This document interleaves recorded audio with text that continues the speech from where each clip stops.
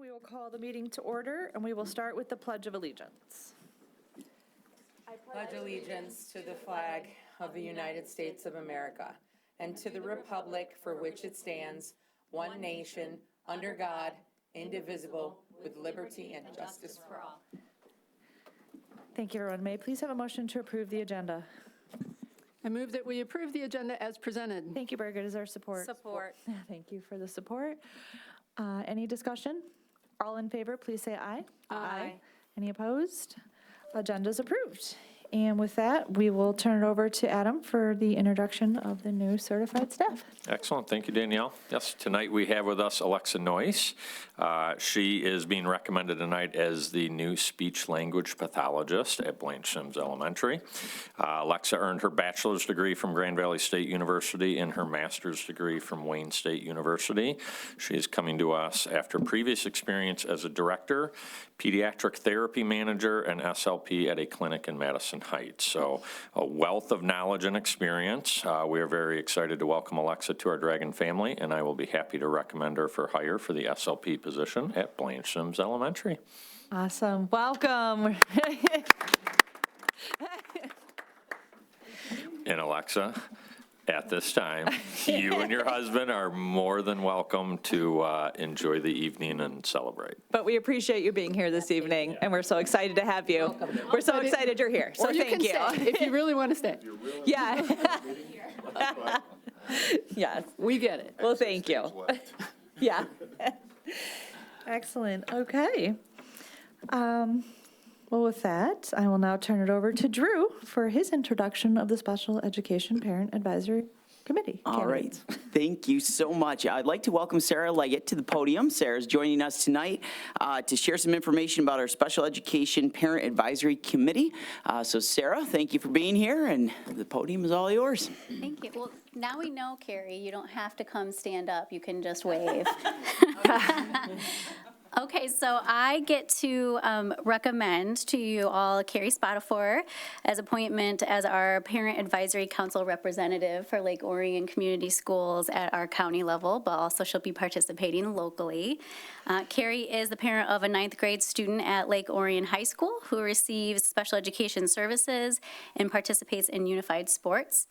She brings both lived experience as a parent and a professional with her expertise as a licensed professional counselor with a strong background in advocacy, relationship building, and inclusive practices.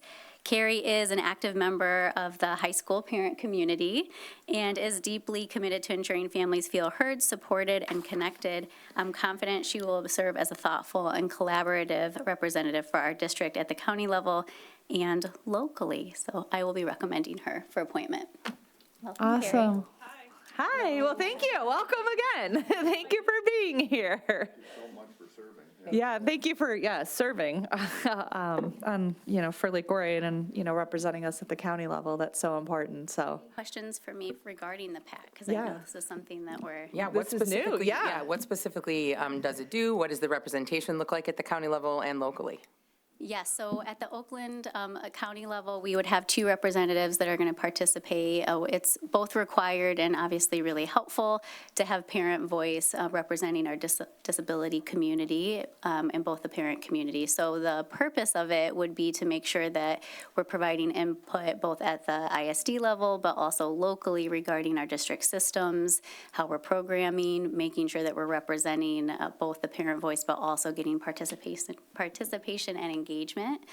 We want to make sure that we're thinking about the community and serving everybody and even getting to the families that we don't often get a lot of interaction with. So we'll be doing lots of planning. We already have the rest of our meetings set up for the year. We'll have standing agenda items that we're able to review, and we'll be gathering more information from other local districts to ensure if we need to do some bylaw development and make sure that we're setting up more interaction and communication with our community and make sure they're getting the information, but also being able to provide us with a lot of input regarding what we're doing. So it can serve as a lot of things, but we're really excited. We've already had our first meeting, so we're figuring it out together. Awesome. Can I just add that we've advocated for IDEA for 50 years now, and part of IDEA is parent involvement on the local level, and that's exactly what this position is, representing us and the county level, because a lot of things flow through the ISD that impact us with special ed. So the role is very significant. I really appreciate your willingness to participate in that. Thank you. I'm excited. I'm hoping to build a stronger community of parents for the district, for, to represent the special education community, so. Wonderful. Wonderful. Awesome. Thank Thank you. you. Thank you. Thank you so much. Okay. Yeah, you don't have to. Yeah. I might sneak out. Okay. Excellent. Well, thank you again. With that, we're up to learning highlights and communication updates. Thank you very much. Really appreciate you all being here and listening. We've had a lot of, since we extended this meeting date, we have more good news to share. So there's been a couple really exciting things. The Hydra Dragons is one of the biggest things that's happened in our district, really, with it's been really exciting. What they did is they're a middle school team. We had 3 robotics middle school teams, and now this was the 4th that was created because we had so many kids, and there's kids from Walden and Oakview.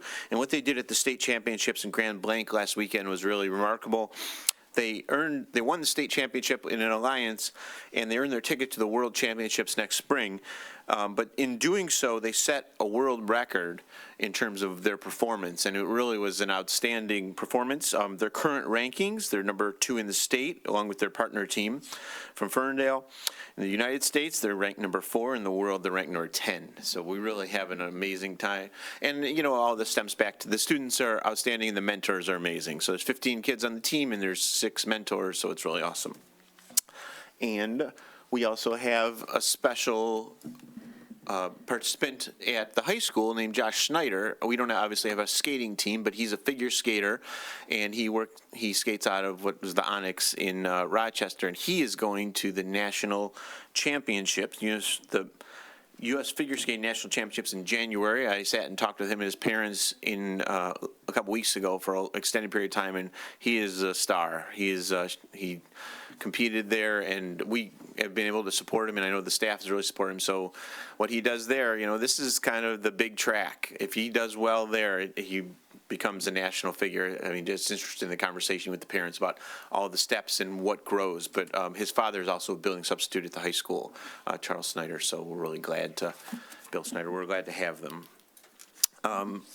Next, Ms. Moyer's class at the high school, Exploring Pop Culture. They did a lot of work, and they hosted a 70s and 80s art show, and they have other students from the building come in and look at them, so the students are very proud, and their fellow students come in and see all their work, which is really great. The girls' swimming team had the state finals, and they performed well, so there's Dr. Haas and Coach Grisdale with them. Very exciting. In theater, the final show happened of The Outsiders, and it was really an amazing show, and everyone who attended obviously knows that. And they just keep rolling with these new opportunities, and the students, you see all the passion that they've done, so that's really great. Veterans Day celebration was held at Orion Oaks. Abby Stevenson, who's the media specialist there, did a great job. She produces this video that is just amazing, and it involves all of the kids and the staff from they invite veterans to attend, but they ask all the kids to send, and the staff members to send pictures of family members or nearby or neighbors or something. And she puts the video lasts maybe 7 or 8 minutes, but it has this music, and it really, people are crying at the end and everything. It's really impressive. She does a great job. So. The Unified Robotics competition, they have one competition per year, and it happens in Northville. Heidi came and saw it up close, and it's really cool. They have the robots that are made, and what they do is, if you can see our friend Zane in the corner, they've got the robot, and the students who are the Gen Ed students help create the robots and everything, and then the special ed students are able to adorn it with what they want. So there was like little cream cheese Legos added and different things. And one of the coolest things, and I saw this too, is what they do is the special ed students are able to, they're interviewed and they talk about what they do and what they're passionate about and what they care about and what they did to participate. And it's really an engaging part of the day. And we first place, so very, very exciting as well. Elementary robotics, they have the fall season as well, fall, winter season, and so they did really well at their own competitions. The Stadium Drive Digging Nuggets team won first place for their innovation project. The LO Dragonauts, 4 students from Orion, 1 from Weber, won second place in the core values and third place in the robot performance. That same weekend, the state championship is December 20th in Mason. The food drive, the Lions Club obviously is held on Friday. They'll be packing and doing for the community, but all of our schools gather and bring stuff to them. And so this is the opportunity to do that. And this is Carpenter Elementary. They gained quite a bit of food. Thanksgiving story at Blanche Sims, they worked well. Ms. Baker's 5th graders helped Ms. Moore's 1st graders tell the Thanksgiving story, so using bead sequencing, so that was nice. It's nice how they work together. Friendsgiving, the CI classes at the high school before Thanksgiving had an opportunity, and Mr. Mearshart he smoked a turkey, and they had all these different things, and it was nice. Kevin was all there to see, and Sarah, you guys they were all there to see what happened and talk to the kids and interact, and it's really a fun tradition that it was recently started. They had Orion Oaks, they had a Greek culture event with food, costumes, activities. They had done 2 Greek units, one on ancient Greece and one on Greek mythology, so it seemed like it was a great way to get together, and I saw Mr. Tollerton there sampling some of the food, so that was nice. Surprise. Scripps Middle School performance of Bye Bye Birdie. They did it at the high school. It was really a great show and very involved in what they did. Elizabeth Riemann is the one who puts on those shows. She really has a great talent for that. The Orion Lighted Parade was last week, and Heidi was there, and we have obviously this bus every year. The transportation department really spends a lot of time trying to decorate the bus and be passionate about it and participate in this community event, so we're really proud about that. They had a wax museum at Weber last week, and 4th grade, and the students dressed as famous figures, and then they tell the story, and they had it in the evening, so the parents were able to attend and everything, and the students, Mr. Palmieri said, were very passionate about, there's a lot of sports figures there, too. They seem to be interested. There was a holiday luncheon at Phases put on by the Lions Club, which is really nice, and they've done that annually, for years with our Phases students, and I think that everyone enjoys that, the presents and the camaraderie, and they get to be with the Grinch and Elf and et cetera. Diversity Day, there was a Diversity Day experience held at the high school last week, and it was really a great program. Lots of culture was shared in terms of foods, and a lot of students were able at the high school to share, their own cultures in different ways, and that was really nice. And finally, the bowling. Jeff Janis won the boys OA singles tournament. Heidi was there, and it's believed to be the first in Lake Orion bowling history. So really special, and congratulations to Jeff representing the Dragons everywhere. Any questions? Questions or comments for Mark? Was Drew also at the diversity, sampling the foods? Diversity event? I don't know. Drew, He did was you- there, weren't you? I was at a different meeting, Okay. but I was bummed that I couldn't be there, so. They made him up late, I think. Yeah, There was a to-go doggy Yep, bag for- absolutely, they know me, yep. For Drew. Thank you. Excellent, thank you, Mark. Okay. And with that, we are back to Drew for our new course proposals. Right, thank you. This evening, I am excited to present to you 4 new course proposals for the high school, all in our ELA department, specific to our seniors. So I'd like to welcome Kelly Day, who is here this evening to share some information. So Kelly, thanks so much for being here. Hi. Hi. We have been talking for the last few years about trying to find some ways to revitalize our senior ELA courses. And so we spent some time last year, specifically last spring and into this fall, really thinking about how we can make some changes to really push our students forward. So a little bit of background. Our current offerings at the senior level in the English department are AP Literature and Composition, British Literature, which is a 1-credit class, and Expository Reading and Writing, which is a 1-credit class. We would like to go to offering students a little bit more flexibility and choice. And so we are looking at any student that's not AP taking a half-credit senior composition course, and then they will choose from one of 3 literature courses: Literature in the Modern Mind, Literature in the Power of Voice, and Literature in the Human Legacy. Our rationale for this really comes down to flexibility for our students. Right now, when we think about, like we've talked a little bit about our special ed population tonight, and thinking about that population, our at-risk students, right now, we really only offer expository reading and writing as a team-taught option.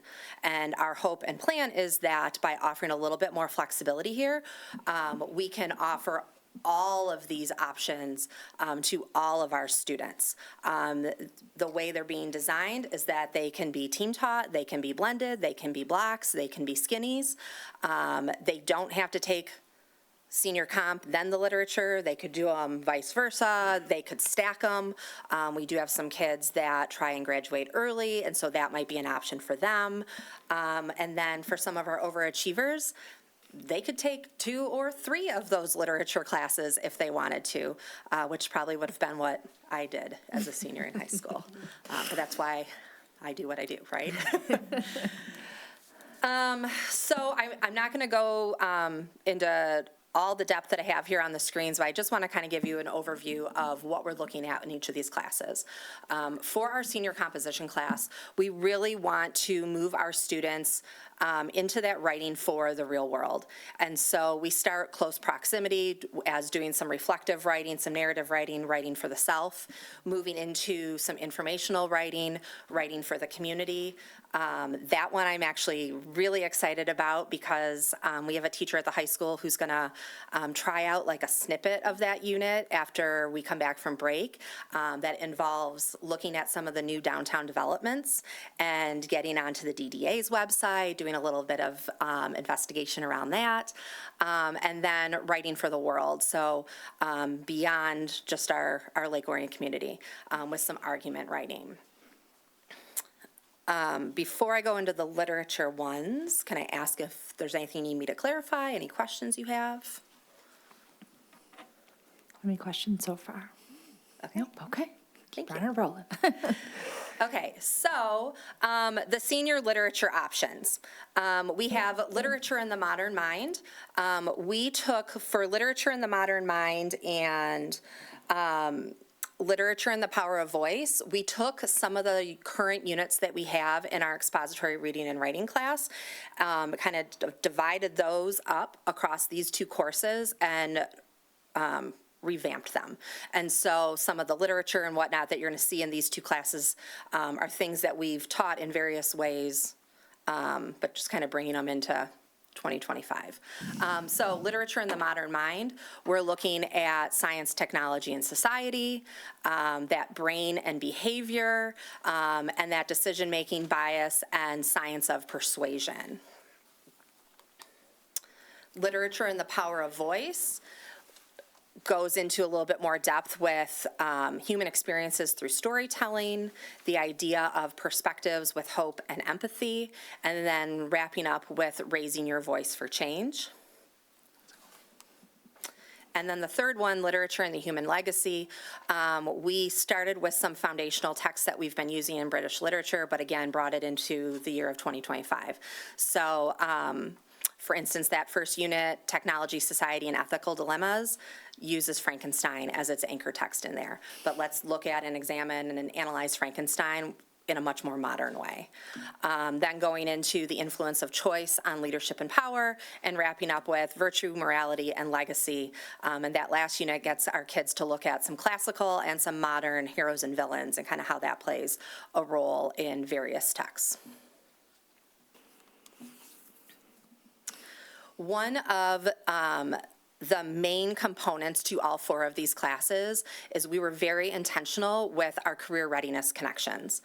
The last 3 years, I've taken a handful of teachers from the high school to our educators and industry events at Oakland schools, and it's been great because a lot of times industry thinks about STEM, And when we hear industry, that's what we think about too. And ELA kind of gets lost over here, right? But Oakland Schools has done a really great job of catering or creating events specifically for ELA educators and taking them into industries. So this year I took 2 people to CCC Construction over in Auburn Hills. Last year I took a couple to Henry Ford Hospital in West Bloomfield. The year before we went to ABB Robotics just down the road, and we had the chance to talk with these professionals who aren't just engineers and doctors. We heard from their communications teams, we heard from their culinary team at the hospital, and we heard all these different ideas about how we can bring career readiness and ELA together. And so that's where in these 4 courses, we tried to make sure that that wove its way from start to finish. Oh, I guess that's my last slide. That's my last one. You're so excited about it. You're like, I have I more. thought I had something else. Questions or comments for Kelly? Go ahead, Birgit. if you got something. Hi, Kelly. Thanks for being here tonight. I think this is very exciting, what you're presenting, and I just have a couple questions for you. Sure. Does this mean that AP Lit's going away? No. Okay. No.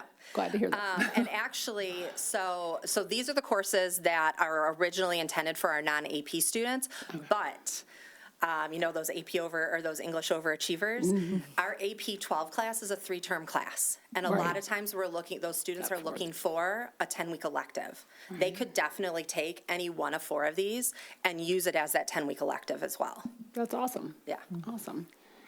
And then I have a different question, a little more technical, and this goes into your request forms.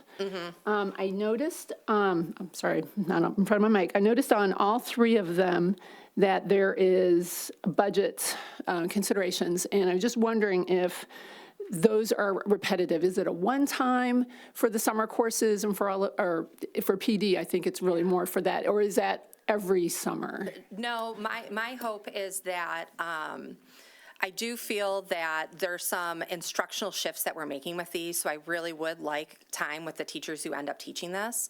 And my hope is that those are teachers who stay with these courses for at least several years. And so doing a little bit of initial professional learning with them, but then doing it job embedded throughout as we go, so. And only one of them, I think, has, I'm going to say it's books, not textbooks, right? It's probably literature books, and that's also probably a one-time. Yes, yeah, typically. So unless we have a course that explodes 2 years down the road and Right. all of a sudden we need more books. Yeah, thank you. And so you spoke a little bit in the beginning, but could you share a little bit more about what precipitated the need to want to change? I know you mentioned that there was just only that other option, correct? And now it can be team taught? Like what, just if you could just kind of share a little bit more about what in your mind and you've been here for how long in your career? Oh, this is my 18th year here. So what would you say is the most recent change even in something like this? Would you say it's been a decade? Since I have taught at Lake Orion High School, these have been the 3 options that we had for our seniors. Sorry, I keep changing it on my laptop, but it's really. Oh, yeah, you're fine. Okay, so this is what has existed. Expository reading and writing over the years has like changed and evolved a little bit along the way. And what we have found, like if you look at our numbers there, we see that currently we have students, most of our students that are signing up for expository reading and writing. My belief in that is because they're hopeful that it has that real world connection, our non-typical ELA students.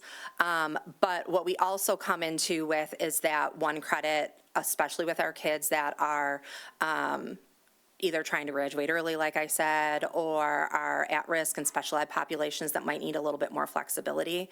We're also hoping that this helps a little bit with like our master scheduling planning, because we can have kids take senior composition at any point. They could take their literature class at any point. They could sandwich them.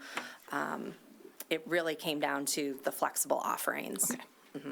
And then taking advantage of that to, like, let's also revitalize the curriculum and all. While we're at it. Yeah. Thank you. Yeah, the half credit aspect, it jumped off the page at me because right now, when a student's going into their senior year, it was one of those three. And that's a lot of writing, and that's a lot of British literature. That's a really hard class, the AP.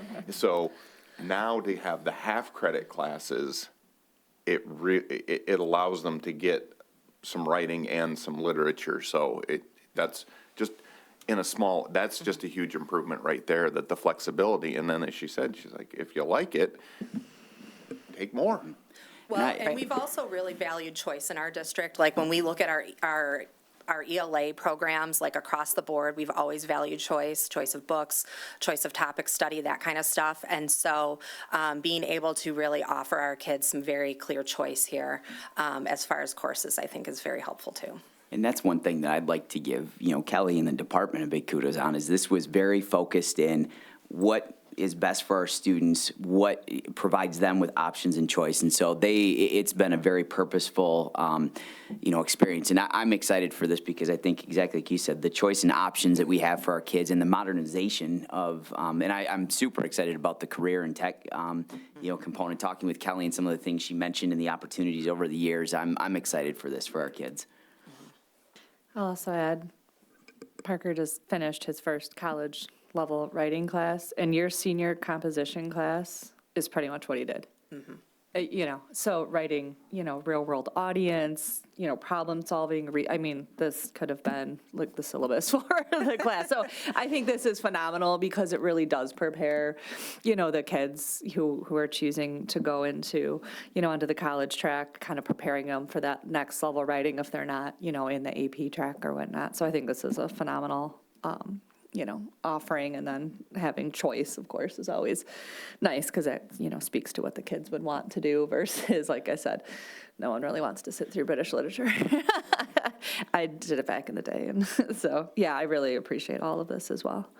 So, thank you. And I appreciate it really pulled it together when you had the career slide that says, these are just communication skills. Right. That how do I express myself when I'm writing, and how do I interpret what I've read, and how does that impact me? So this slide really brings up why do we take ELA? What does ELA do? And it's critical thinking. It's expressing yourself. Like it all ties together.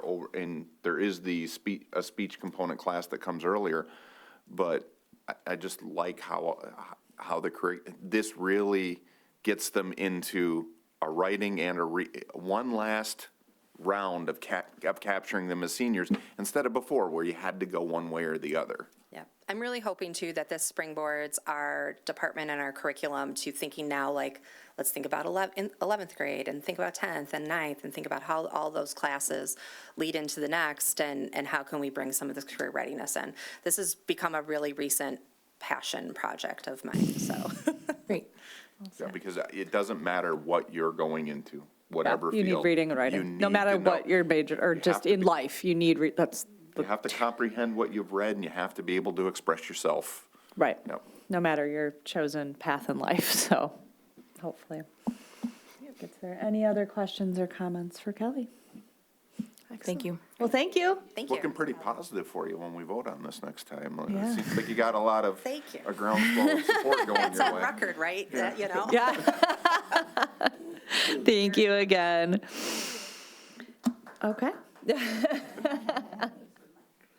All right. Brings us to public participation related to action items on the agenda, and we have none. So strategic area discussion items, governance with superintendent's update. Heidi.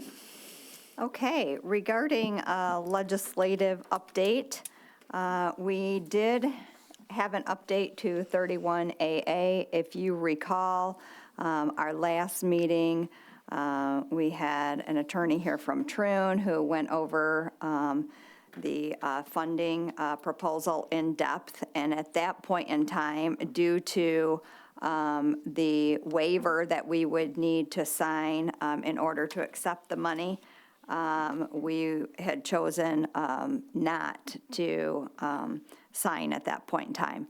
Since our last board meeting, there has been an update regarding that funding and 31AA.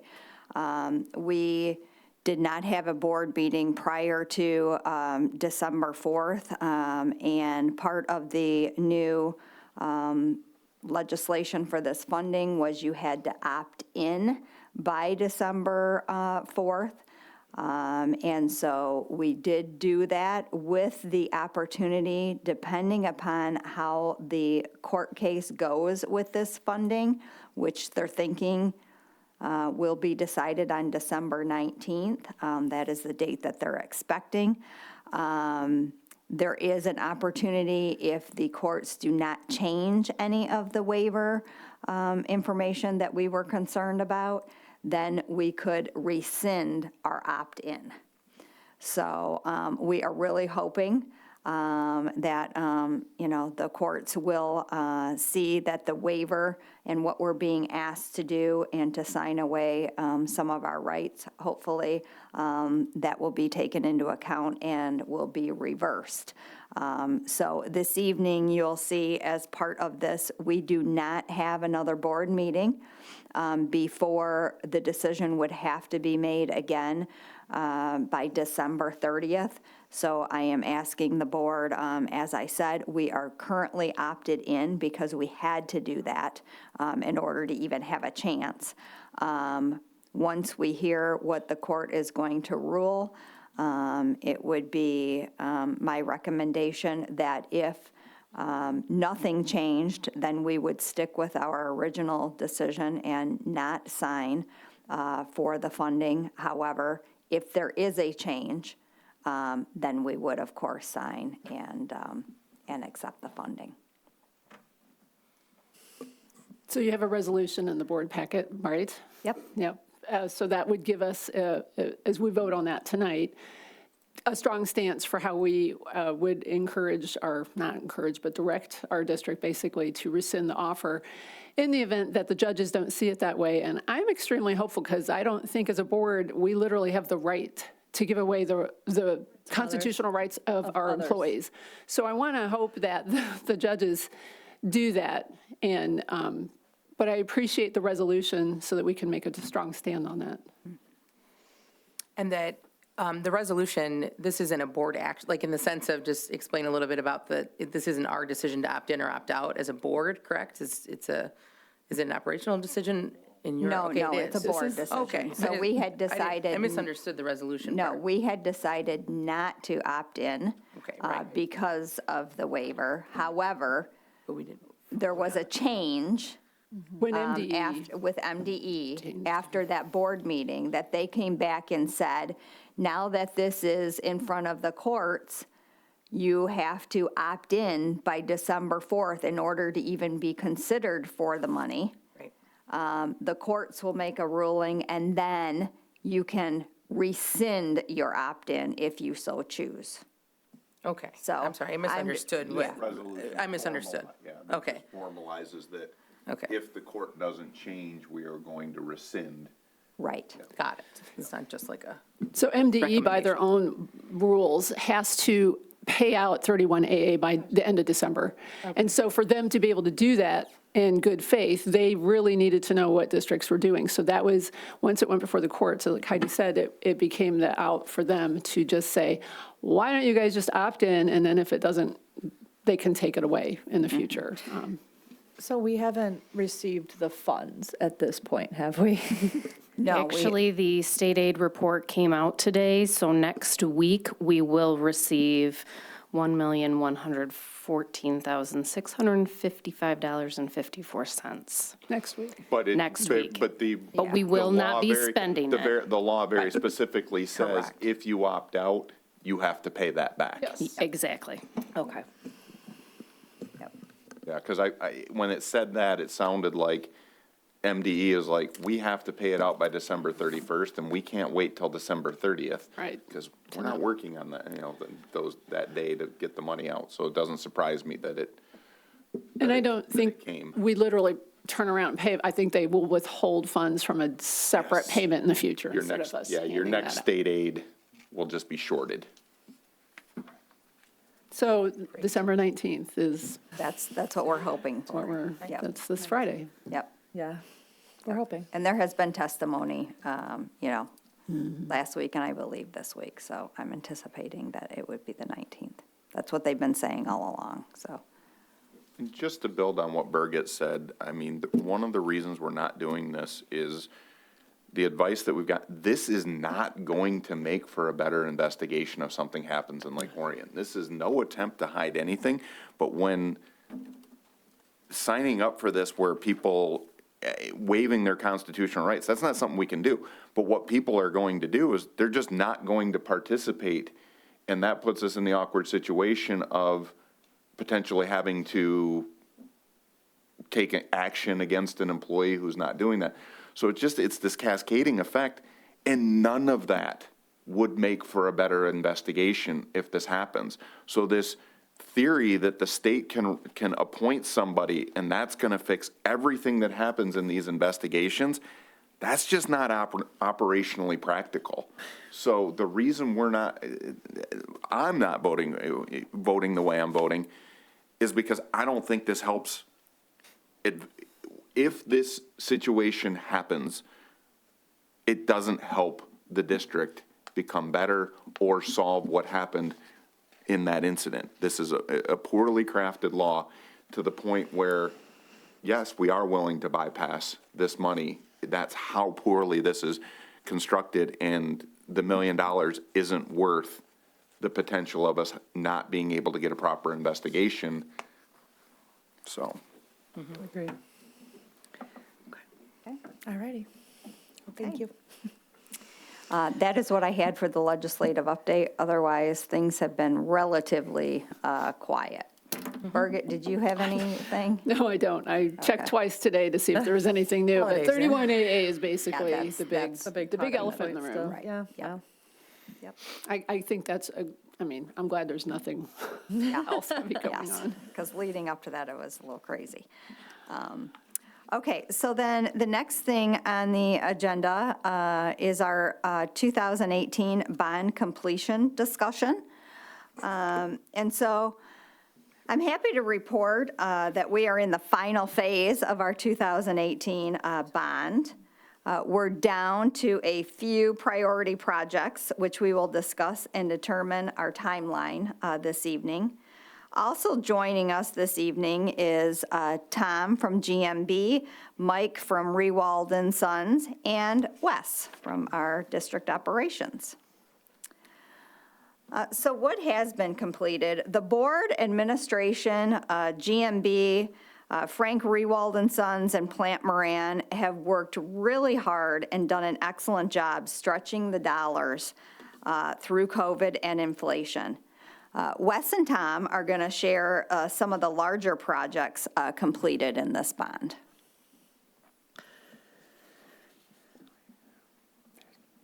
Yes, thank you.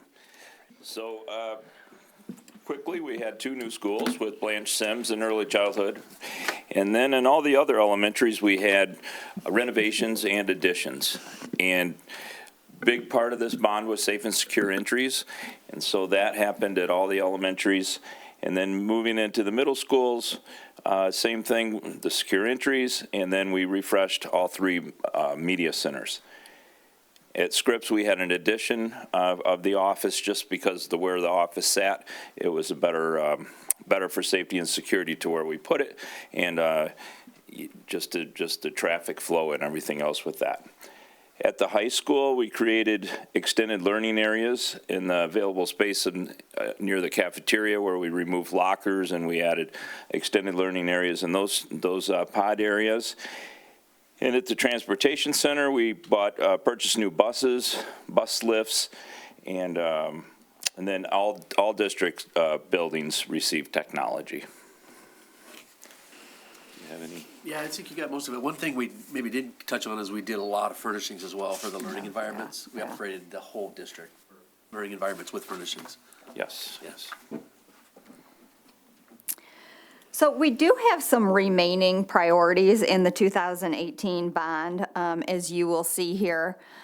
We have some work on circ exterior demolition of part of that building, along with the road work and team room. We have Paint Creek Playground, a part of that. And then at the high school building, we have site traffic and roofing. So these are really the remaining priorities in the 2018 bond.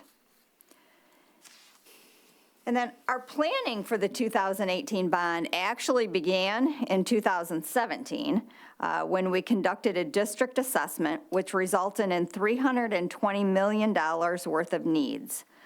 We were able to address $160 million, or half, without raising taxes. That was part of a board decision. In the planning of the 2018 bond, we knew at that time that another bond would need to follow.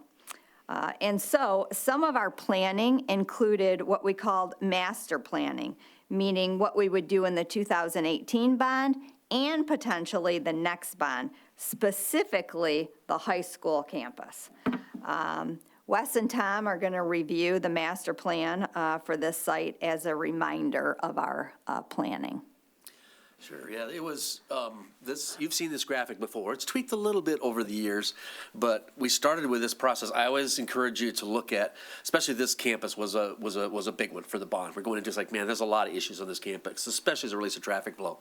So we looked at the whole campus and just master planned, as Heidi said, what are all the potential things that could happen on this campus, so that we plan for things that may be a part of this bond. Not everything in this is part of the 2018 bond, but we wanted to make sure we were aware of those things, so we didn't design those opportunities out. Just so starting from left to right, a big part of it was the Stadium Drive Elementary, and there were for every building on the campus, there were facility improvements that helped educationally, some things they needed around their building, some internal things as well. But as it relates to the site plan, there were some things that helped with, organizing playgrounds, et cetera. But especially traffic flow was a big part of it. That was probably the number one thing of this campus master plan, was how can we improve traffic flow? Sort of that challenge when we were putting together the bond way back for the 2018 vote. So Stadium Drive got its upgrade for as best as possible in that tight little area for better separation of buses and more parking for the parents, that parking loop, that component. The next piece over would be Scripps.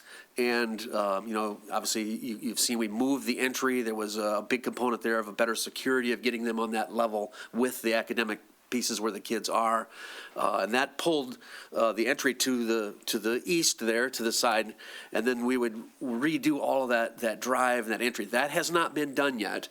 That you're seeing the plan as it would be when it's all completed. That piece is contingent upon the gym at CERC coming down, because that's in that area. But so a big part of that circulation was a drop-off loop, and parking. Security would recommend that you have visitors park right by the front door so the receptionist can see people approaching. That's all still to come, but that's that parking you're seeing just east of the new entry. And then also through there, a big part we studied, we had some traffic studies of the site, was can we provide a more legitimate pass-through of that site with that road that goes up and down between CERC and Scripps that could alleviate some traffic having to go back to the high school. As much as we can help things happen, not on the going back to the high school, that would help the circulation back there. So that's another piece that's part of the master plan that's being looked at. That again is ready as soon as the gym comes down. That piece goes through where the gym is, and then the CERC itself, that building, the plan there is to reduce that footprint, and a big component of that was we built a new early childhood center and pulled that component out. That was going to be another piece to help the campus. Was let's take that whole group of people and put them on a different site that reduces the traffic flow on this campus, and lets you reduce the footprint of an older building that it's just advantageous to have a smaller footprint of that once the early childhood was pulled out of there. Then as you move over to, we'll move over to the right and then come back. The high school itself, you can see the big dark purplish or burgundy, whatever color there. That's the plan for a future component of STEM or robotics and that sort of addition. That is planned where the tennis courts are. And so the tennis courts, you can see, are moved over to the left next to Scripps. When they get replaced, they are, they're aging and getting ready to be replaced. And so the idea is ideally they're replaced over by Scripps. But that has to be done after the road is done, because that all gets regraded, removed, and so that would happen after that. When that is moved, that lets us have the opportunity for a future potential of adding robotic STEAM addition to the high school in that Burgundy area, but also gives us the space where the tennis courts are to do some things we need to do to help with traffic flow, for the bus and parent interaction. There's a lot of space there that we can help that to happen, but that can't happen until the tennis courts move. So there is definitely a domino thing going on here that you guys are aware of. But then the last piece up on the site there is the team building, which would be for the stadium.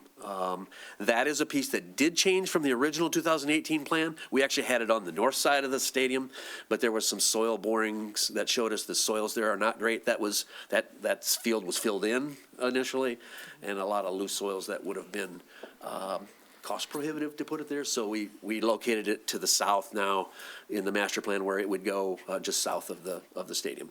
Other than that, most everything in there was thoughts that we had from 2018. Okay. I think I've covered the. It's definitely a very interrelated domino thing that certain pieces have to happen before others can happen. Yeah.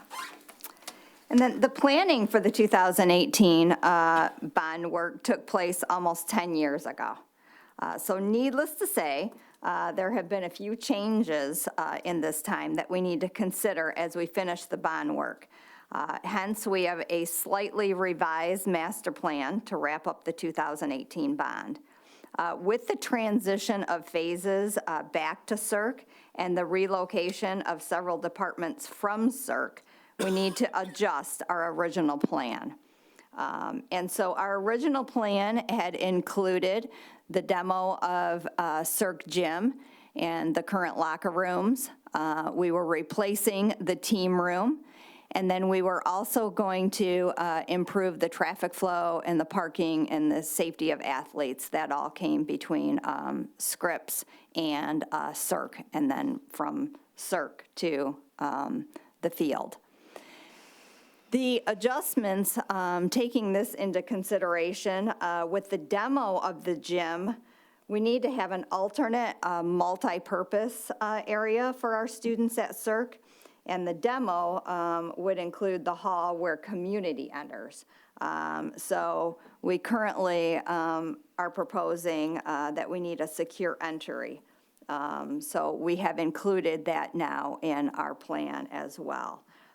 This work is allowable in the bond due to the original demo plan. So that is currently where we stand at this point in time. And then Wes will share several key considerations as we were thinking more about the plan and moving forward. Yes, so I guess I could read these, you can read them, but really trust, the community trust by following through with the voter-approved plan. We've really worked hard to stick to the Treasury application at every single building. You heard a lot about sequencing, why certain things took place at the time that they did. We really focused on getting all those elementary secure entries done. So every elementary was completed at around the same time. Obviously, we had a new build with Blanche Sims. But the plan, sticking with the plan, which our team has really continued to focus on that. Consistency, we have to stay true to the Treasury application. And then sequencing. So I just said that again, preserving the path, a big one, again, like tennis courts, for instance. We know we need to repair those. We need to replace them. They're original to the building. It's like an asphalt road. Once it starts cracking, you gotta take it to a total renovation. And to put that kind of money in that same place, we really were thinking like, that's probably not the best place to rebuild them when we want to do this improvement for traffic flow. Similarly, as we're going to open up a new aux gym in the back of the school, that parking lot has been in poor condition. I had a lot of complaints over the years, but we knew if we went and replaced it just to tear it out to build this aux gym, we kind of delayed those things. So there is a reason for some of the delays just because of sequencing. Traffic flow, again, was a big piece of the whole high school campus, which you heard Tom talk about tonight. You know, moving the early childhood center was a big help. Just the way the flow, it's, again, Stadium Drive, that was a real tough one just because of the way the site is, but now we have separation of buses and parent traffic. So just continuous improvement there. CERC addressing safety. Heidi just spoke to the activity space, losing the gym and changing what we were going to have, bringing phases back over. It changes the plan a little bit, but we reasonably can do that within the square footage of that building. We just won't remove as much as we had planned until we have more funding come through it as a bigger plan, as you know. And then future sets us up for the district, consistent message for a future bond proposal. Again, these things on that master plan, a lot of them can't happen today within the 2018 funding of that bond, but we're doing things strategically so the next time we can get funding, we can continue on with that master plan. All right. Administration and our bond team recommends adhering to our original plan, which included demo, the building of the team room, and the site work with the inclusion of the secure entry and multipurpose renovation. I do know and have spoken, the board gave approval to secure the bids for the demo and team room, which is on the agenda of this evening. I have been given feedback from the board, wishing to potentially do some of the remaining priority projects this spring and summer, and the team room potentially at a later date. The board needs to give direction regarding the project timeline, due to, obviously, we have, bids that need to be either approved or denied this evening, and then we need direction regarding the timeline and following up with the remaining projects. So you will see here that, with the feedback, this proposal would be coming back with an alternate bid that would split. One would include the demo of the gym and the current locker rooms, the improved traffic flow, parking, the secure entry, and the multipurpose renovation. We would bring that back to the board in January and February-ish timeline to happen this spring.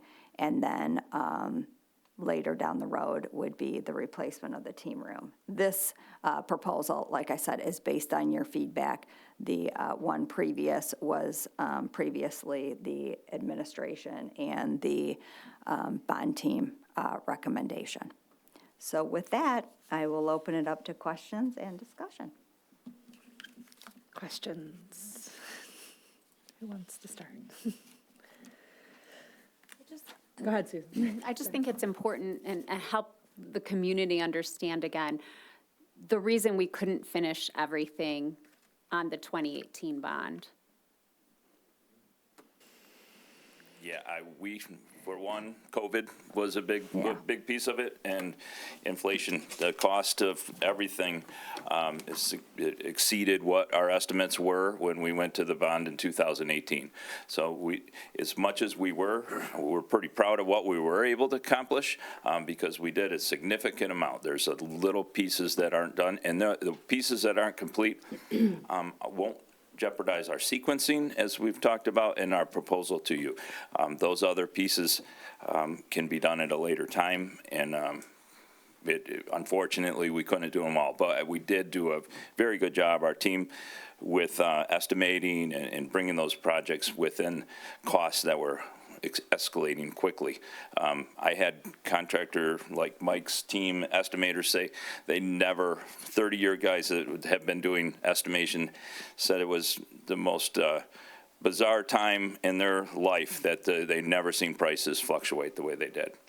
And so that was difficult. So that's the real reason. Perfect. I just appreciate you reminding everyone of that. So now where we're at is we have a few remaining things on the 2018 bond, and there's more things than funding left. Is that Yes, that's correct. Yeah, I just echo what Wes said. I'm involved in several districts, and this is an issue everywhere. If you put together a bond pre-COVID, all those estimates were done, 2017, 2018, pre-COVID. Those were all based on a standard rate of inflation over the years. We've never seen, and their estimator was, never seen costs like this. And we've all experienced it, right, in life. The costs went through the roof. So every district that had pre-COVID bonds put together financially found we don't have the buying power we did when we started. So everybody's figuring out ways to do it. I have some districts that have looked at a bond just to add money to do nothing more than finish the scope.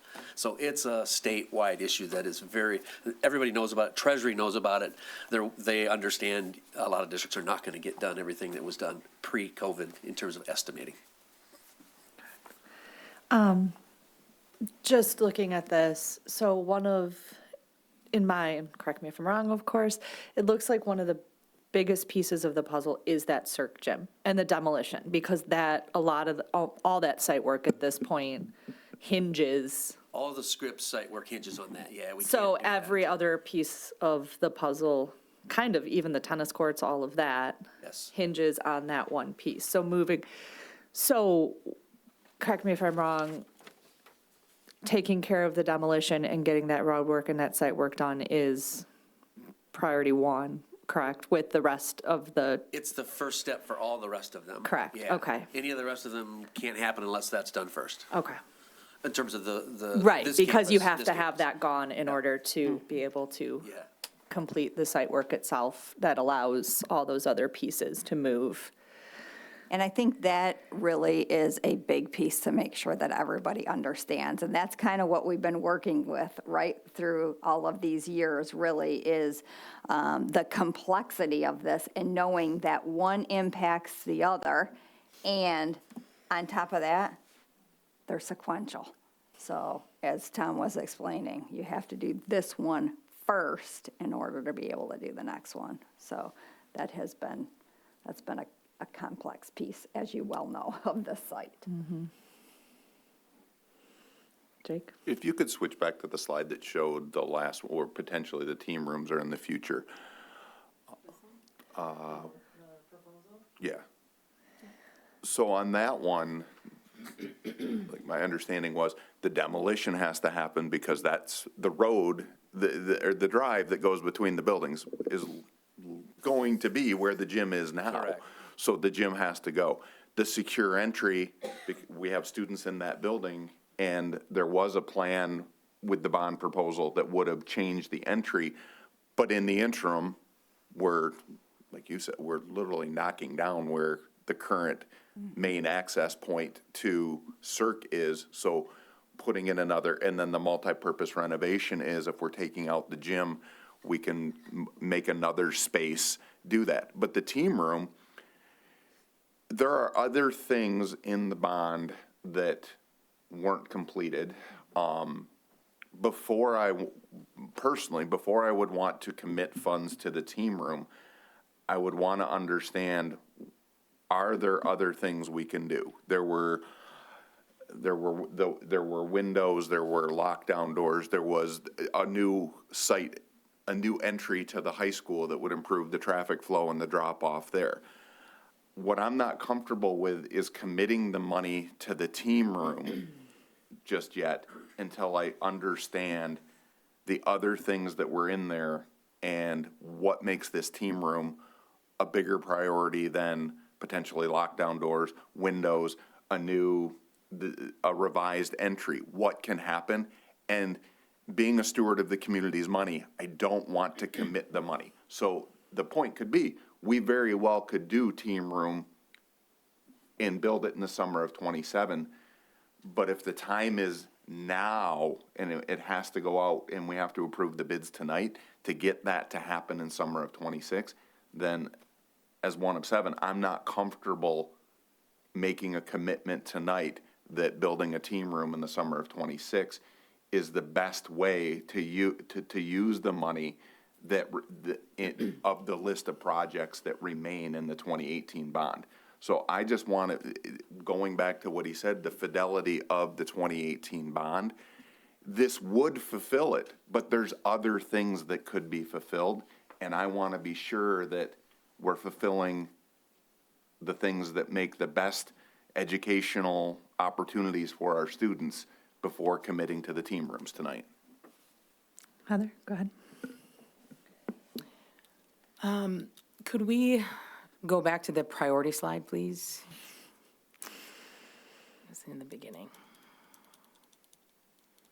Okay, remaining priorities. So this, to me, speaks that there are, to what you're saying, Jake, priorities, but that there are things that are still left within the bond to utilize the funds for, correct? Would that be accurate? So there are, say there's 20 things, but these are the priorities that we need to get done. It's pretty clear that sequencing-wise, that the exterior needs to come down. I'm excited to see the playground up there. Heidi, quick question. So you said some of the playground for Paint Creek. Was that just, like, we'll be able to do? We're not replacing the whole thing. I mean, that would be. I mean, I don't know what There's it not looks. enough there's not enough funding in the, We haven't gotten into the evaluation of the Yeah, playground, but it would, it's a you know, portion of it. it would be a portion of it. Okay, got it. just like the other elementary's got a Like portion. upgrades and Correct. that kind of thing. Okay, all right, awesome. And then site traffic and roofing, okay. And so essentially, I think to Jake's point, I know for me personally, there is that hesitation to ensure that while we're honoring what was the voters voted for in 2018, that, that word priority can be subjective. And so that's part of what I know he's attempting to voice, and I am as well, that I think that if we go for a future bond, and that's the hopes that we do, that allows us to do many of the things that were left unfinished. But in the meantime, the bid for these projects, the exterior, the road work, all of those things, I think I'm comfortable with moving forward with those. And then waiting to see what the next steps are for the rest of the remaining projects as far as priority. So those are my thoughts. Thank you. Others? Sorry, I'm trying to get down to the bid package for myself. Bridget? Well, I will just chime in, and I concur with what my colleagues have said already. I don't know that I have much to add to it that's beneficial, but I just want to state that I concur with their thought process. And just, go ahead, go Sorry, ahead. just popped in my head. No, go ahead. Terrible. That was so unprofessional. The secure entry. So if we are hoping that we are going to, in the next bond, be able to renovate the spaces for learning options and phases, right? We're going to do a whole new entry and all that. Will us putting in this secure entry in the meantime, will we have to take that down and do another, like essentially, do you already know the plans for the renovation? Like, will we have to do it again? Similar to what you said about sequencing, like, is where the secure entry going to be, need to be moved in the future potentially? Yeah, I know your question. We haven't gone into a deep design on that yet, but I can give you my gut feel on it. Yeah. Is that because of where the building is right now, so assuming we tear down the gym.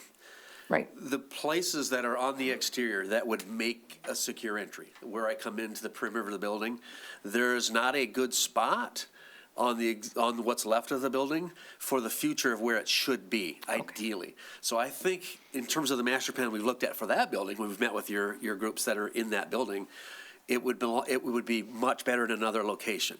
There's a 2-story component to that building, and it would right now be on the wrong level, and those kids would have to travel up and down stairs and ramps. That's not ideal. The future would be to take that level away and get us deeper into the building. And we've got some exciting layouts for them, but that full capacity of where it belongs is inside the building further, with more of it torn down. Okay. So to be frank, I think we have to be careful that we do minimal work for the secure entry, because it's probably not going to be the location that's ideal for the future. We can try, but I think you're going to find there's too many consequences that you don't like where it has to go now. Just as you were speaking about earlier, the sequencing and how everything sort of flows into, I'm thinking like, okay. Yeah. But obviously, in the interim, we need to have it. Yes. So, Yeah. That's what- I have no concern about getting a secure entry. Right. But we have to be careful how much we spend there, just because the ideal location for those kids is going to be in a different spot.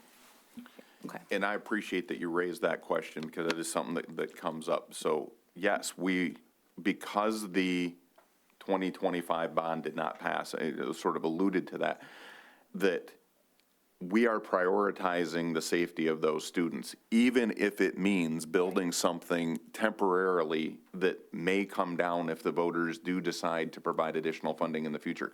But I think what we're saying is we prioritize the safety of those students to the point where we understand. So if everybody out there understands, it's not something we're overlooking. We're making a conscious decision to improve the safety experience for the people in that building. Right, and addressing the multi-purpose space. But I think at this point, it is also important to bring up, because there have been some question, why can't you just use the remaining funds to fully renovate CERC? And we are not allowed to do that, because that was not in the original bond application. That is not what the voters approved, and Treasury will not allow you to do that. So I think it's really important that the community understands that. In addition, the funding, we don't have enough funding to be able to do what we would want to do to that building. We would need easily double. So it's, one, we can't do it, and two, it's just not enough funding, even if we were allowed to do it. From a master plan perspective, where we would have put the addition, or where we would have put the main entrance to the building that houses phases and options, is in a portion that's not getting knocked down in this partial demolition. Correct. So the space where we would put it where it's envisioned on this map to put it permanently, there's currently building there. Correct. So it's just not an option to build it where it would go long-term, because we don't have the money to do all the demolition to open that space up. And as Heidi said, that was not in the 2018 bond. So replacing the entry we're tearing down is something Treasury will agree, 100%. this temporary secure entry, 100%. but So, that's where it stops. To that point, I don't know that everybody knows the area we're talking about. Would you mind pointing it out between this picture and there's another slide that's more of a close-up picture of CERC, or rendering, I shouldn't call it a picture. Showing. Can you just point it out so people understand exactly where it is on the building you're talking about for a safe entry? for the, Future entry, the ideal one? Well, either, but even what we're talking about now for a safe entry. Most likely the one now is right here. Okay. Very similar location to where your guard sits now, but in this is where the gym sets right here. Right. So it's in that corner, so that's the best spot that brings them into where those students are. But it's at a lower level, they'll have to go upstairs and ramps to get up there, and it's not by where they are. So Right. from an ideal security, that whole design, it wants to be right here, and that's a future, we have to tear down a lot of building that's there now. So that ends up being, and then they can have their own parking lot, we talked with some of your staff, so those students can park here, come directly in the security. Phases and learning options can be both guarded by the front door and go separate ways. There's a really nice layout for that, I think you've seen some of that in the past, but it requires a lot more of this building to come down and to be renovated, that's way beyond the budget we have left in this bond. right, correct. But in the meantime, we do have the priority of providing a secure entrance for the students. And by the way, the tagline of the 2018 bond was safer, smarter, stronger, so. And I think this location here we can develop will be as secure, if not more, than what you already have now. Right. So we're not going backwards, we're gonna go forward, but we're gonna be careful not to overdo it, because we're gonna end up not wanting it there in the future. It's not in the right spot. Correct. Okay. Thank you. Appreciate that. Something else that I don't think we've talked enough about is the STEM addition that's shown there. Yeah. That was not part of the 2018 bond either, correct? There was a STEM classroom. Which is much different. Much different than that, yes. Right, which is another thing that I want to point out, because there is some confusion regarding that. As Tom had said, yes, STEM at the high school was identified in the 2018 bond. However, when we started discussing it with staff and design committee, it was very clear quickly that one classroom is not going to do it for the program that is really continuing to expand. I mean, you heard tonight in Mark's report, we had, 3 to 4 robotics teams just this past, week that placed. And so in their competitions, and this program just continues to grow. So that is why, in the bond, that was something that we said, it does not make sense to spend money to develop that area when we know right out of the gate it is not going to meet our needs, because the program is just continuing to grow and grow. So the other thing regarding the Burgundy space that is highlighted is, yes, in the 2025 bond that we just went for, we did propose that would be a STEM addition, because that would allow us to take some of the robotics that is currently at CERC, put it in that area, move some of the classrooms around in the high school that need more space.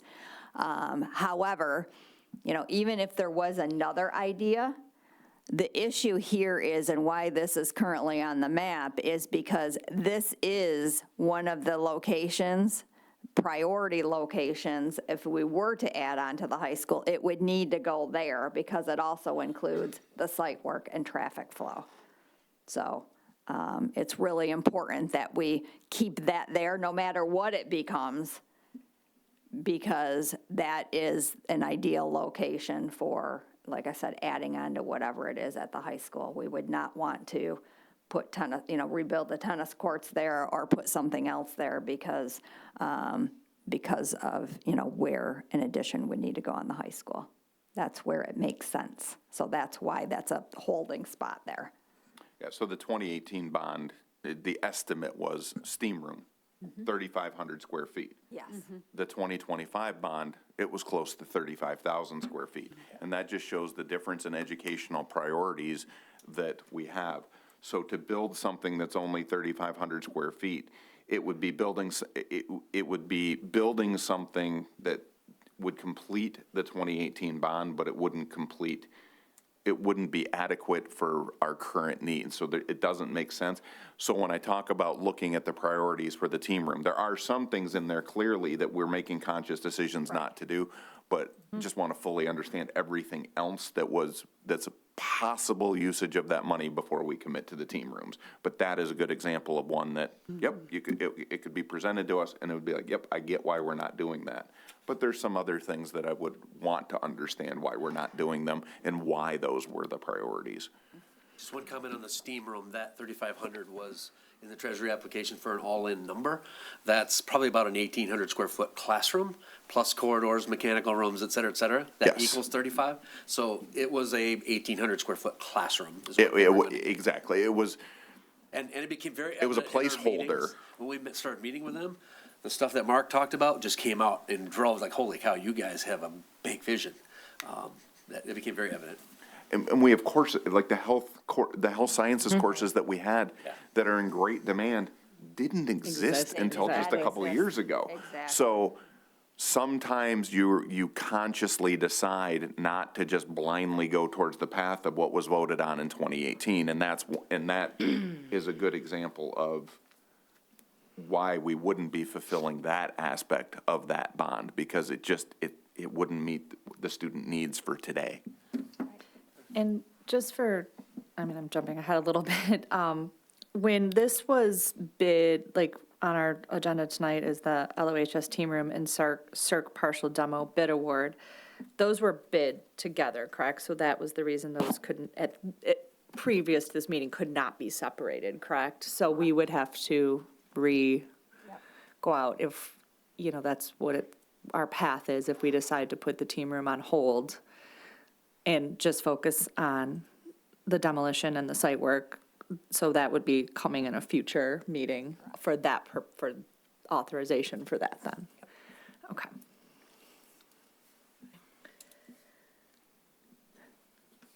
Any other questions or thoughts on the 2018 bond work? No?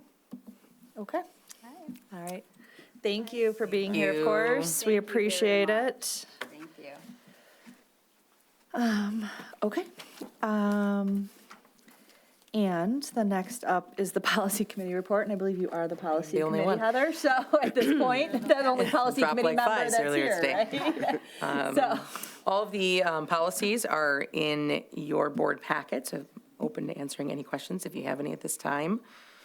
This is our first reading. correct. I have a couple questions, and I don't know, Heidi, feel free to jump in, because I noticed on page 72, which is the graduation requirements, and the FAFSA stuff on there is all crossed out. So did that change? Because I thought that was the new law, that we had to. No, that was talked about at one point in time, that would become law, but it did not go through. So we do not have to do that, which we do not want to do that. That's very good news. Yeah, that was. No law. I just, when I looked it up, I thought that it was still there, and the only thing that the out for us was to have families do the waiver. So No, that's where my head no. still was. At this point, again, who knows, it could come back. I wouldn't say that it's a dead issue, but Okay. right now where it stands, All It's a right. non-issue. yes. And then I just noticed, hopefully I've got my notes properly put here. 169 is the anti-harassment one. It's completely eliminated, and it's supposed to be included then and replaced with the policy that begins on page 178. And I just was curious if somebody, you don't have to tell me this tonight, but curious to know how that incorporated, because they both have been in the policy book at the same since 2001 or something, and I just thought it was interesting that we were completely eliminating one.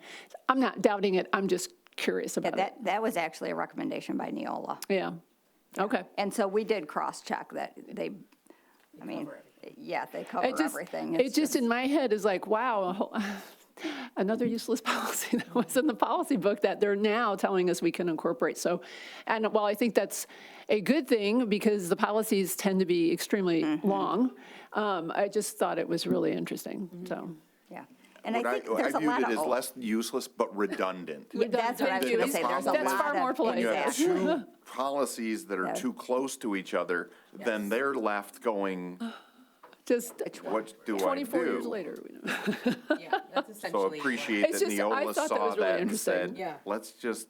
Some fresh stream- eyes at Neola. Streamline it, Yeah.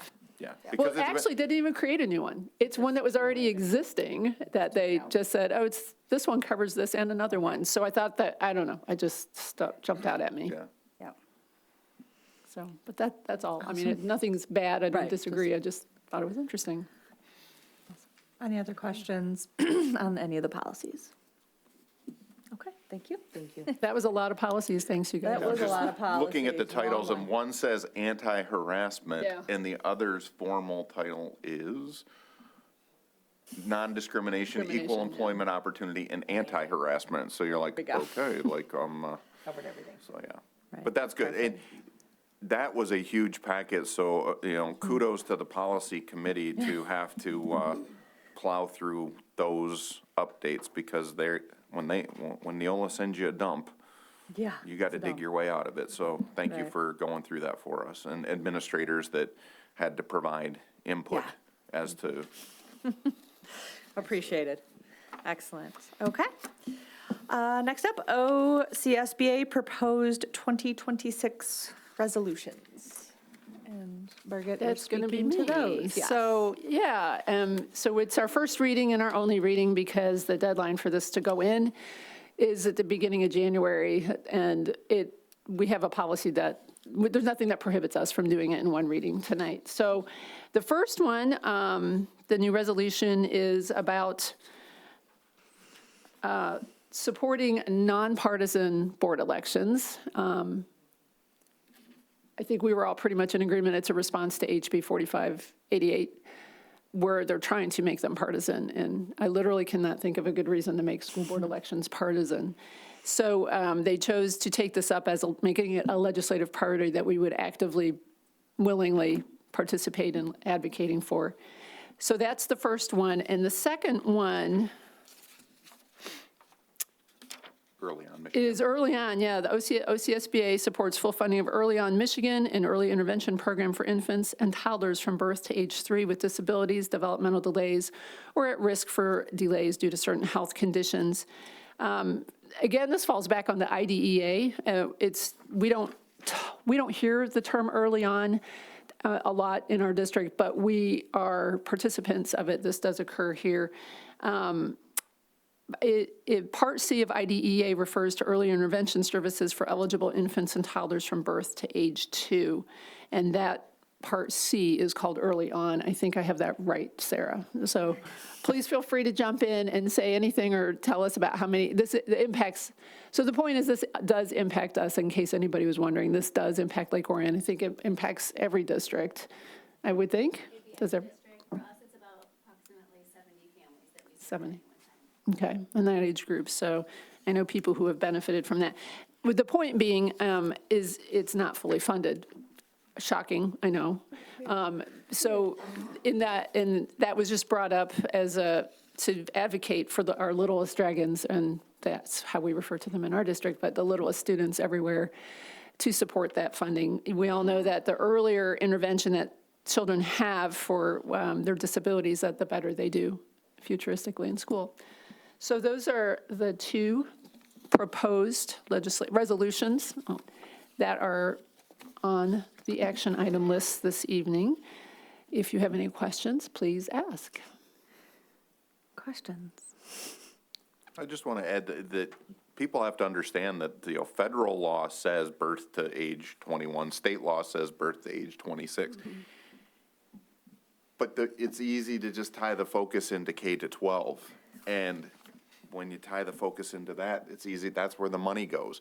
So this just shines some light on what she said, that it's law that we provide services to these students, yet the state doesn't fund our ability to do it. So it's really just calling out state and federal legislators to say, your priorities will show by how you spend your money. So start spending the money on this. And like we said, everything says that early education, it's like when they talk about 4-year-old preschool, that other states have mandated it.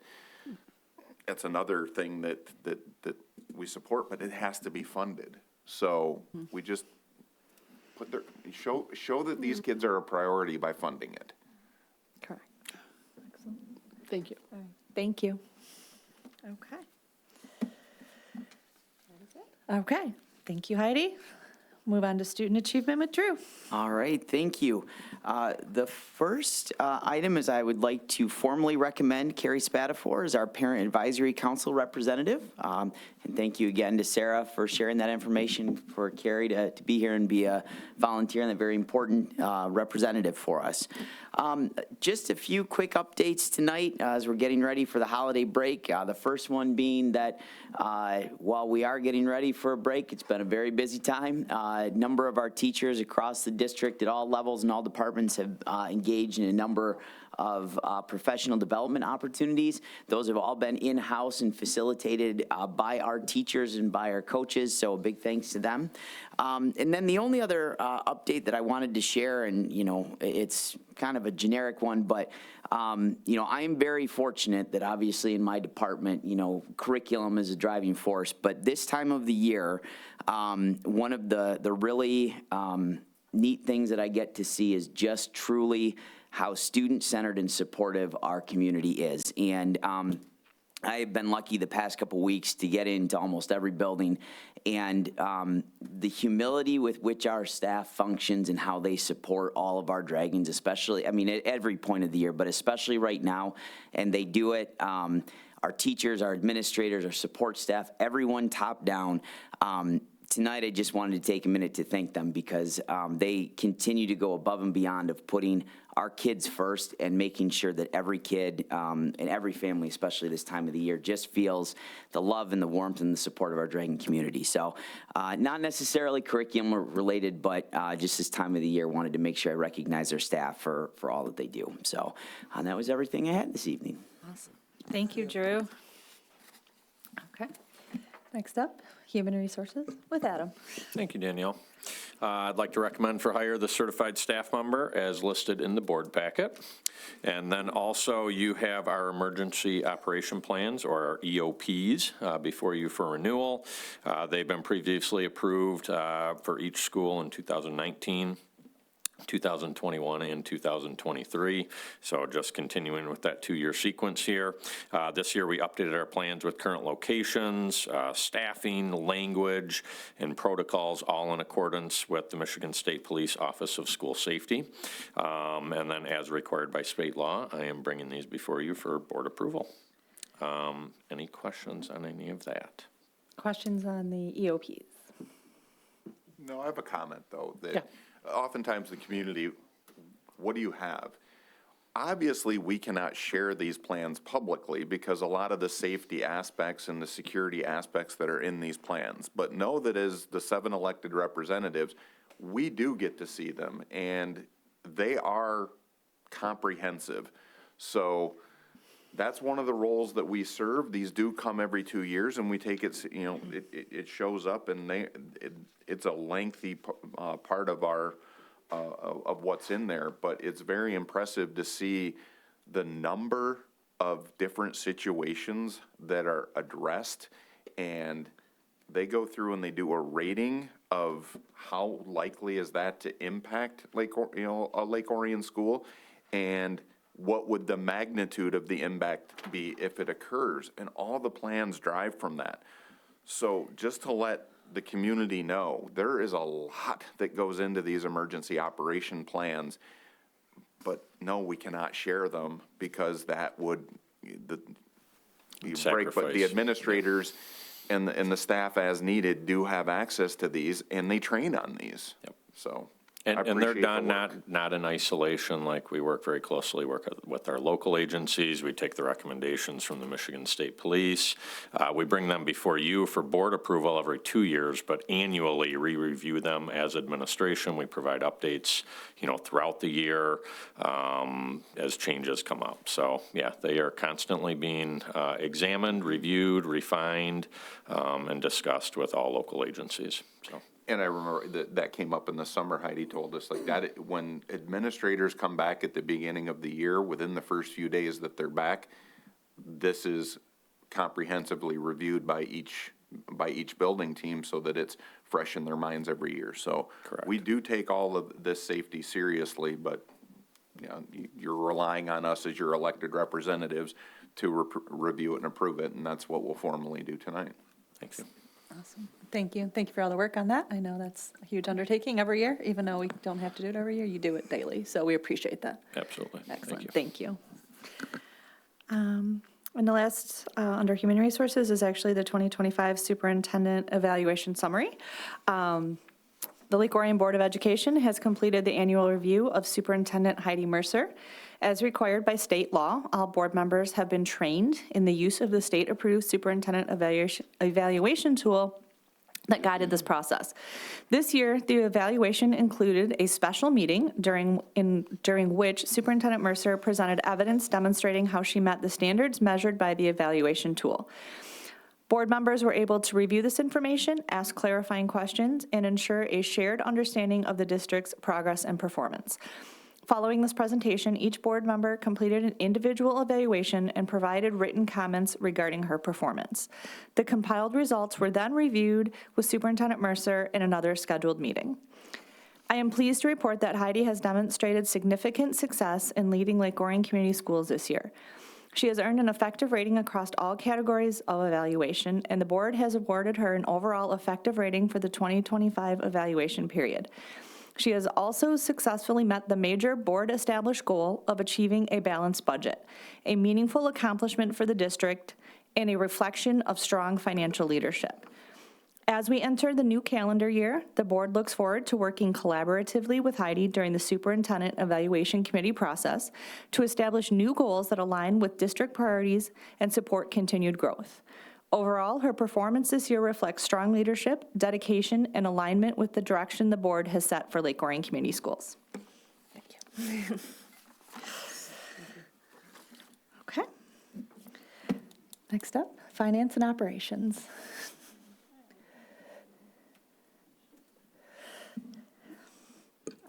A couple updates before the agenda items. If you recall from the audit report that we had from Plant Moran, the federal awards supplement report was not yet complete because the compliance supplement had not yet been released.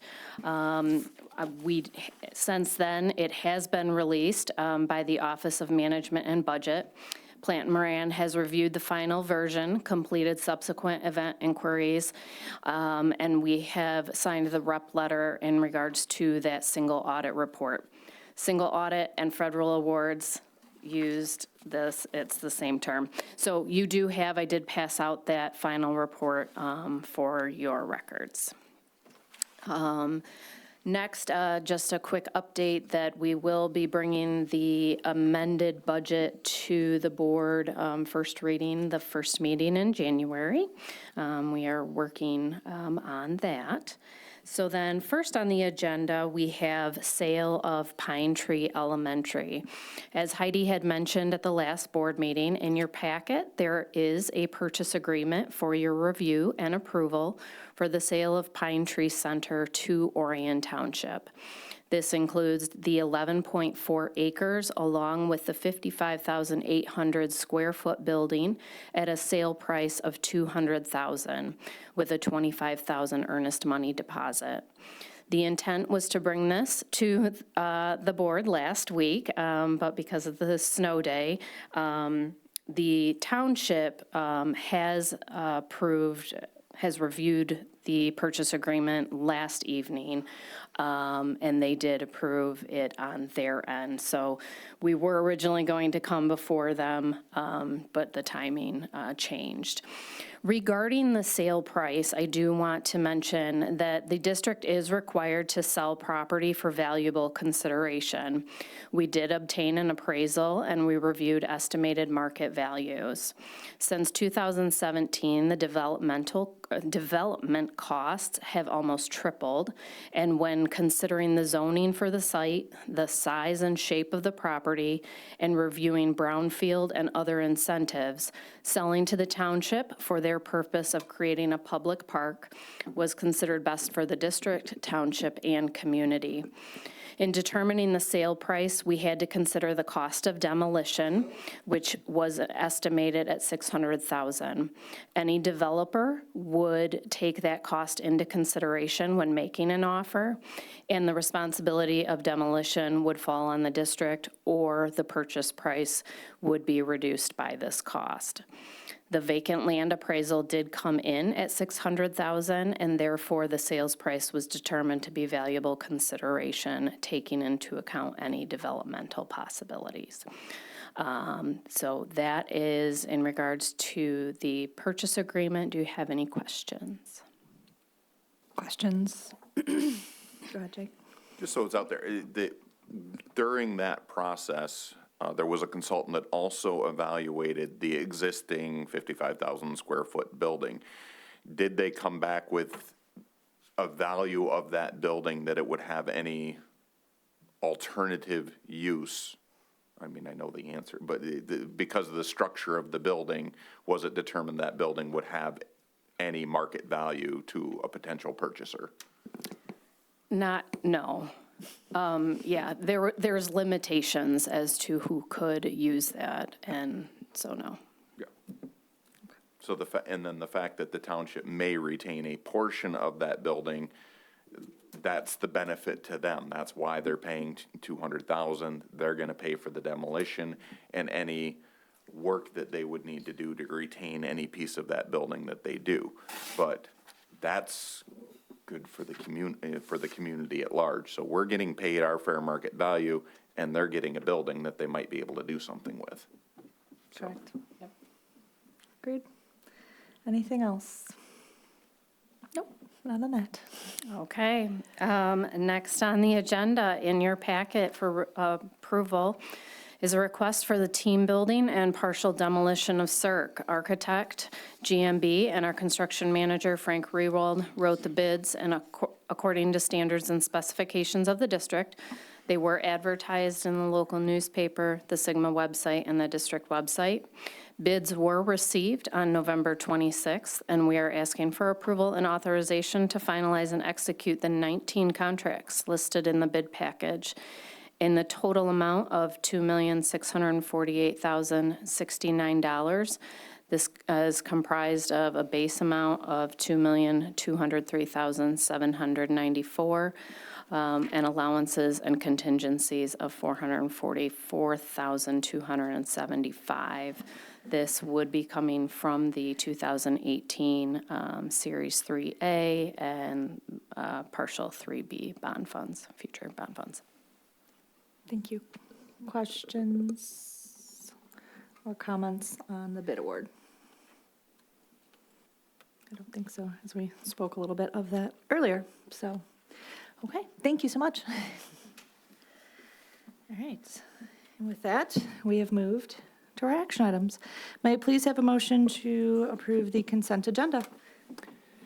I move that we approve the following consent agenda items. Approve payment of the November bills in the amount of $9,430,700.91.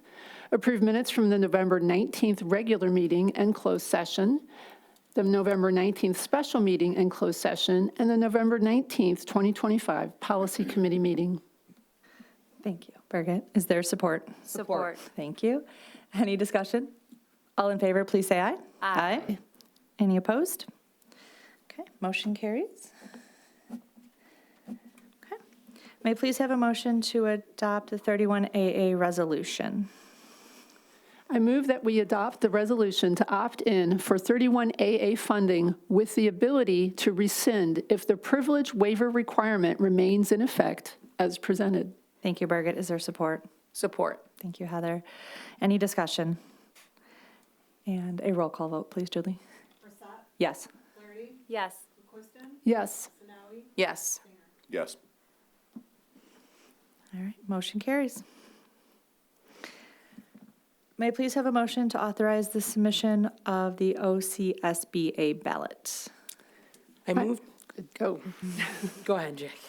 Where are you going? No, it was me. Oh, it was Go you? ahead. You can't do them all, Birgit. I know. I move to authorize the ballot submission to approve the OCSBA proposed resolutions as presented. Thank you, Heather. Is there support? Support. Thank you, Susan. Any discussion? All in favor, please say aye. Aye. Any opposed? Motion carries. Okay. Okay, may I please have a motion to approve the Special Education Parent Advisory Council representative? I move to approve Carrie Spatafor as a Special Education Parent Advisory Council representative for the district, effective January 2026 through June 2029 as presented. Thank you, Heather. Is there support? Support. Thank you. Any discussion? All in favor, please say aye. Aye. Any opposed? And motion carries, and thank you again to Carrie for stepping into that role, and Sarah for spearheading this, and we're very much looking forward to it. So, okay. May I please have a motion to approve a certified new hire? I move to approve a certified new hire as presented. Thank you, Susan. Is there support? Support. Thank you. Any discussion? All in favor, please say aye. Aye. Any opposed? Motion carries. And once again, congratulations to Alexa and welcome to the Dragon family. Okay, may I please have a motion to approve the emergency operation plan renewals? I move to approve the emergency operation plans for Blanche Sims Elementary, Carpenter Elementary, Orion Oaks Elementary, Pink Creek Elementary, Stadium Drive Elementary, Weber Elementary, Oakview Middle School, Scripps Middle School, Walden Middle School, Lake Orion High School Early Childhood Center, and the Community Education Resource Center as presented. Thank you, Jake. Is there support? Support. Thank you. Any discussion? All in favor, please say aye. Aye. Any opposed? And the EOPs are approved, renewals are approved. So thank you for, once again, all your work on that. May I please have a motion to accept the 2025 superintendent evaluation? I move to accept and file the 2025 evaluation for Superintendent Heidi Mercer as presented. Thank you, Susan. Is there support? Support. Thank you. Any discussion? All in favor, please say aye. Aye. Any opposed? Motion carries, and thank you again, Heidi. All right, may I please have a motion to authorize the sale of Pine Tree Elementary? I move to authorize administration on behalf of the district to finalize and execute all documents related to the sale of the Pine Tree Elementary located at 590 Pine Tree Road, Lake Orion, Michigan. Thank you, Birgit. Is there support? Support. Thank you, Heather. Any discussion? All in favor, please say aye. Aye. Any opposed? And motion carries. Thank you to the township for their collaboration once again, and looking forward to see what they do with that space. Before you ask for the motion for the next one. Yes, We ma'am. have two options. Yes. Somebody makes the motion and we vote it down, or you don't make a motion and it dies. I just want everybody to be aware. Okay. I'm going to You gotta ask You can for the ask. motion. You gotta ask You for can the say, motion. is there a okay. motion? May I please have a motion to authorize the LOHS Team Room and CERC Partial Demo Bid Award? Okay, seeing Hearing as none? there are none, so the motion ends here, it dies, and we will move forward with the next plans for that. So, and that takes us to the end of our action item, sorry. Public participation for other non-action items or topics, we have none, so recap and next steps. Just bringing back the bid in January or February-ish regarding CERC demo and the site work surrounding that, and the secure entry and the multipurpose room. And then on our end, just a reminder that this is our last meeting, but our next meeting is our organizational meeting. So if you could complete the questionnaire and get that to Julie, that would be appreciated. So thank you for that. And then closing comments. Andrea. Thank you. Yes, congratulations to Alexa and all the wonderful achievements that Mark had discussed. I was trying to write them down, but I'm afraid I would forget somebody, so I'm not going to mention them all. I will mention, though, I did see The Outsiders, and one of the actors was actually one of the gentlemen that I did senior exit interviews with. So, you know, that's just a really cool opportunity, but then also to see him acting and just the play, it was terrific. Thank you to Wes, Tom, and then also, don't tell him, Mike. It just like went. He did leave, but he was here, so thank you for being here. That is obviously a lot of work. I'm going to have to call him first thing in the morning. And then happy holidays and happy new year. Excellent, thank you. Adam. Yes, welcome to Alexa. Thank you to the presenters, Kelly, Wes, Tom, Mike. Great work to all. With the holiday in full swing, kind of want to echo the same sentiment that Drew did. Just express the gratitude and appreciation for the many who work to provide support to all of our families within our schools, within the community, et cetera. Truly takes a village, and I appreciate all that play a role in our village. Enjoyed watching our winter band concert last week. That was excellent kickoff to the holiday season, if you will, and look forward to watching the Winter Wonderland Band Choir concert tomorrow morning as well. Happy holidays. Thank you. Drew. All right, wanted to welcome Alexa to the Dragon family and thank all of our presenters again for tonight and all the effort that went into that. And just wish everyone a very restful and relaxing holiday season. Thank you. Heidi. All right, thank you, Carpenter and the high school for being here. We appreciate that. Also, thank you to Tom, Wes, and Mike for being here this evening. Welcome to Alexa. And then congratulations to all of our students that Mark highlighted today in the learning highlights. as you can see, there are so many things to be proud about in our district. And so just congratulations to all of our students there. And then also, thank you to all of our teachers and staff. I know that this is an exciting week, very busy week, and many things happening throughout the district. So thank you so much for that. And our next meeting will be at the Township Hall. So just a reminder for everyone for that, and wishing everybody a relaxing, fun, and safe holiday and break. And we will see you in the new year. Thank you. Excellent, thank you. Okay, as this is our last meeting here, we're just going to go OG style. Jake? There you go. It is. It's the end of the year, but it's the end of two eras. One for me is I started my path with Lake Orion Community Schools 47 years ago at Pine Tree Elementary.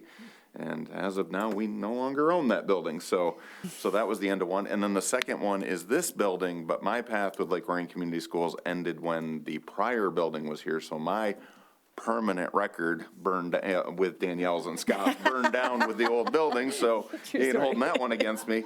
But we've been in this building almost 30 years, and it's the last time that the board will meet here because we're moving to the new administration building. So that's a big change for the district, and thanks to the people, because that's a big move. We have people moving from CERC. You know, Sarah's getting in, she's here now, but her whole team will now be under the same roof as her. And for everybody to understand, that's why we're doing this, is to have that collaboration of administration that will impact student achievement. So, you know, I'm really looking forward to the synergies and the coordination and the collaboration that we're going to get in that new building, and wishing you all a good move and a happy new year in your new home. Thank you. Birgit? Yeah, thank you to everyone here tonight. It's actually really fun to look out right now and see an audience still with us. So amazing. Thank you for still being here. And it's mostly staff. I think it's all staff. Yeah. So thank you so much, and thank you for being here, Wes and Tom and Mike. The presentations were great. Kelly, thank you for the great news on what's going on in English at the high school. Appreciate that. I wish I could have taken classes like that. That's awesome. Yeah, we have an end of an era here. I think but nobody seems too sad about it. I think it's really awesome. Yeah. You saw the ice dams when we walked in. Yeah, seriously. You're not going to miss the building very much. So we'll see you on the other side. I'm probably the board member who will cry. If there is tears about this, it's because I've been able to walk here just 2 blocks away for all these years, and now I'm going to have to, yeah, I know they're all going to cry me a river. To my colleagues, Merry Christmas. Please take home one of the poinsettias in front of you. To Julie and to Heidi, you've got arrangements. Those are from the board. And I hope everybody has a wonderful Christmas or happy holidays, however you celebrate. And we'll see you in the new year. Excellent. Thank you. Susan? Well, goodness, always at the end here. I don't want to repeat everything. I'm not sure anybody thanked Carrie for serving on the Parent Advocacy Committee. Oh, you did? Earlier. See? Give her some extra. I'll give her extra thanks. I believe that was down there, so we'll give thanks from the board. Do want to thank everybody for coming tonight and presenting. I know there was a ton of work put into the presentation that we did not bring forth tonight. I know there'll be a ton of work put into what we do bring forward in the future. I do want to send our appreciation for your hard work on that. There were 19 bids that we chose not to discuss today, and that's a lot of hours and effort from your team side to put those 19 bids together. So thank you very much. Appreciate you pivoting with us while we listen to the community and try to pivot and do what's best for the community and the students. So thank you. And yes, happy holidays. However you do celebrate, enjoy the time with your loved ones. Be safe, most importantly, and really looking forward to starting the new year with everyone here again. Can't believe the year is over. I feel like we just had our organizational meeting for 2025, and we'll be having that for 2026 when we return. So thank you guys all, and have a great holiday. Thank you. Heather? Yeah, ditto to everything, to my left and to my right, and really looking forward to the new year. So happy holidays. Ditto. Thank you so much, everybody. You know, it's wild to think this is my last time right here, right? That's, you know, that's kind of weird but, you know, just appreciative of, you know, being able to be up here and the people I get to share, you know, being up here with and, you know, happy holidays. And I look forward to seeing everyone in the new year in our new home. So with that, we are adjourned. Thank you. Of course it's coming. You need to sign this.